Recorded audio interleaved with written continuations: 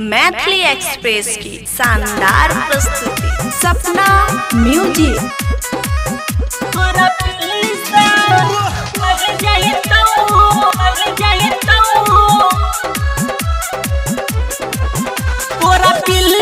पिल्ला हमर लड़ जाइतौ, तोरा पिल्ली सा पिल्ला हमर लड़ जाइतौ, हट नहीं त देह पर चढ़ जाइतौ, हट नहीं त देह पर चढ़ जाइतौ।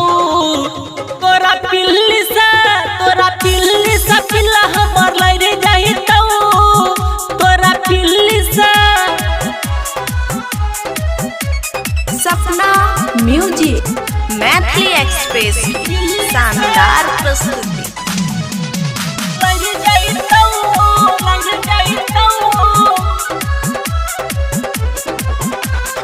पिल्ला छो हमर तोहर पिल्ली के जोरी, हटे ओने नहीं करे बल जोरी, सुन न करे बल जोरी। पिल्ला छो हमर तोहर पिल्ली के जोरी, हटे ओने नहीं करे बल जोरी।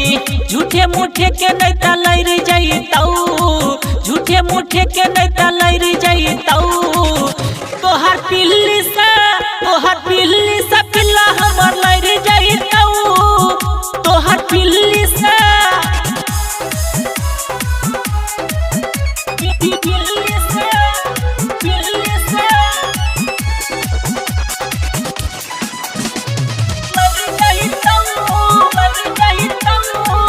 मैथिली एक्सप्रेस की शानदार प्रस्तुति। जेपी श्रीकांत कहे छो तोरा, रोशन दीवाना के पिल्ला छिछौरा, पिल्ला छिछौरा, पिल्ला छिछौरा।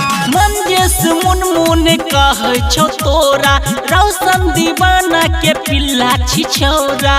हालत नहीं त बिगड़ जाइतौ, हालत नहीं त बिगड़ जाइतौ। तोहर पिल्ली सा पिल्ला हमर लड़ जाइतौ, तोहर पिल्ली सा।